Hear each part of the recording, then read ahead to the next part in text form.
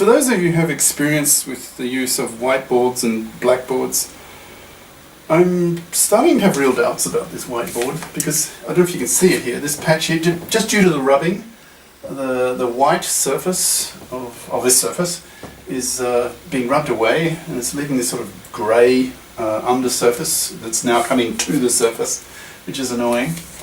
So I'm debating whether I should switch to a blackboard with chalk, because then everything is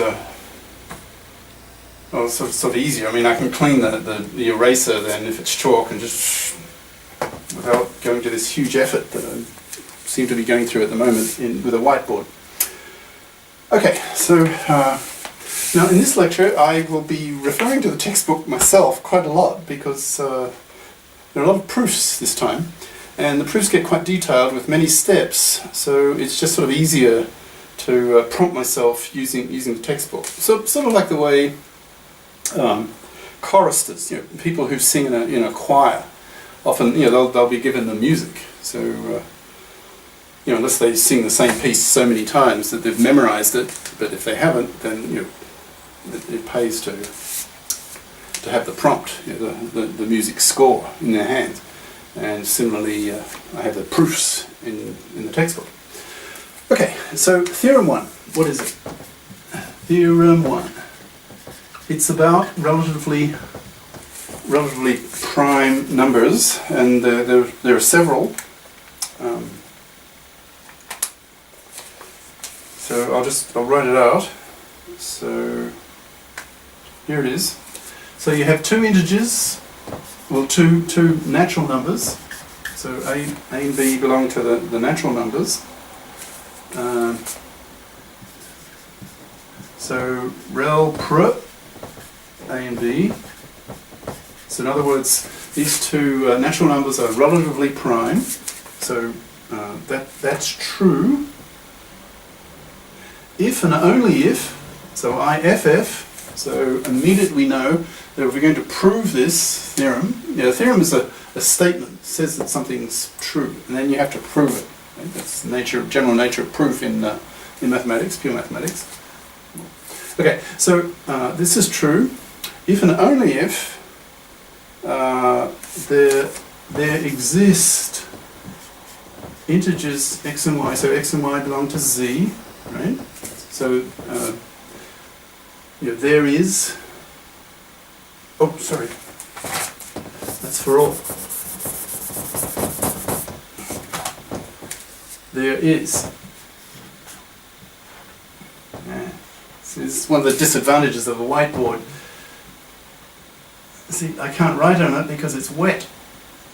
Okay, so there is two integers x and y such that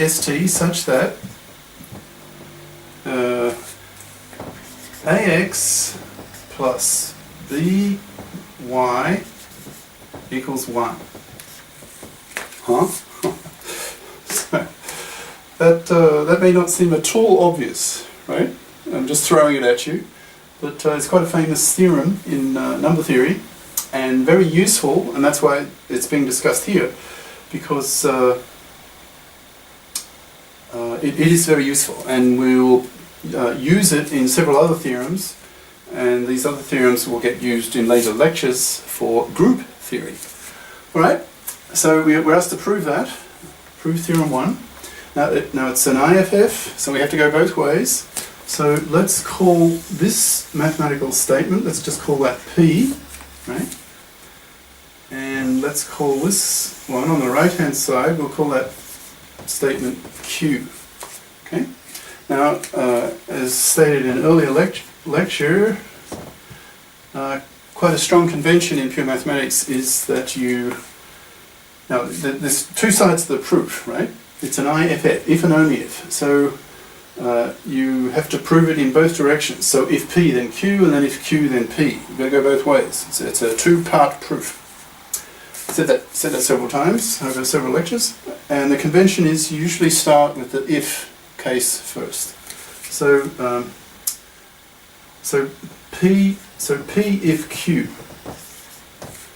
So P is true if Q is true, right? So if Q is true, then P. So in other words, if Q, then P. Okay? P if Q, that's the same thing as if Q is true, then P. Right? P is true if Q is true. Okay? Assume Q, well, then P is true. Okay? So if Q, then P. So in other words, we start with this right-hand side. Right? And we have to prove the left-hand side. And so what do we have to prove here? Well, we have to prove that A and B are relatively prime. And what does that mean? It means that these two natural numbers, A and B, have no common factor. Or stated a slightly different way, the only common factor they do have is 1. Okay? So we'll start with this and try to prove that the only common factor these two natural numbers have is 1. Got that? If not, rewind till it settles in. So we're doing the if case. In other words, if Q, then P. So we start with Q. In other words, we know this, that there is an x and y integers, such that this is true. We know that. We're starting with that, and then we have to prove that.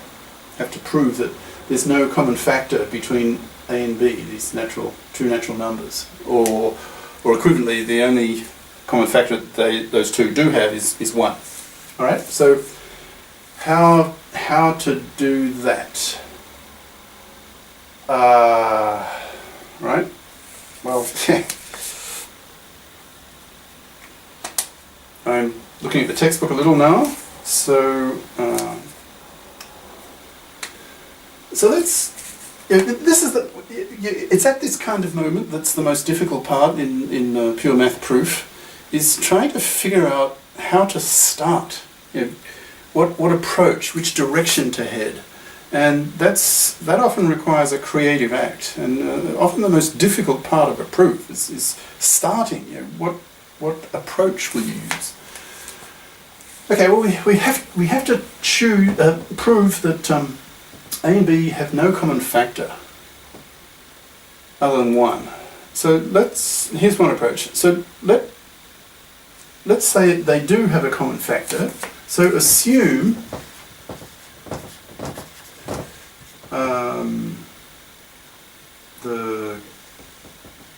let's say D is a common factor.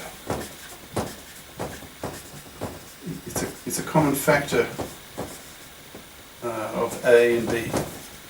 Right? So D divides A and divides B. Okay? So now how can I write this? So D, I'll write it this way, divs.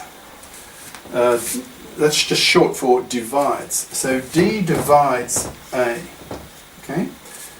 Now we're assuming it's a common factor. So D divides into A and D divides into B. So D also divs, in other words divides, into B. Alright?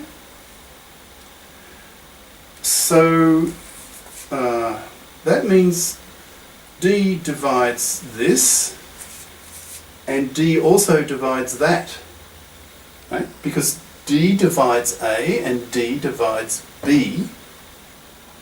Therefore, D divides the left-hand side. It divides all of that. Okay? Follow that? Now, if D divides the left-hand side, it also divides the right-hand side. So D divides 1. Oh, by the way, we're assuming that D is an integer. Okay? Now, this is all about integers, right? It's the main theme of the lecture. Okay, so D is an integer. All right.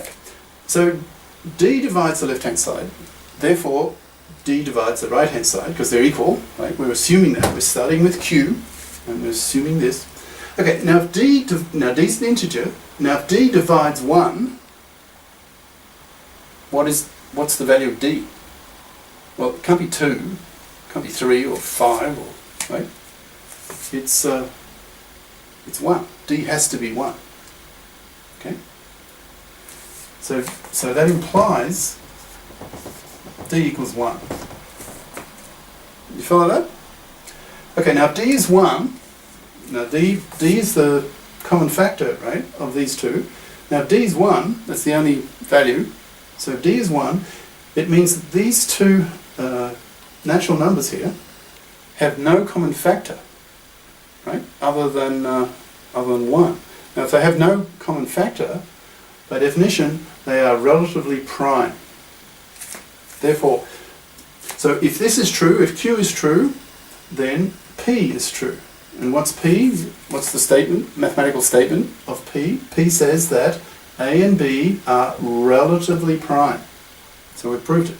Well, in the if direction. From right-hand side to left-hand side. From Q to P. If Q is true, then P is true. Here, so we've proved that.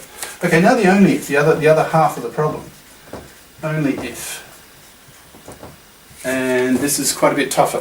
Okay, so you'll need to concentrate for the next couple of minutes. And again, if you don't follow the first time, well, just rewind.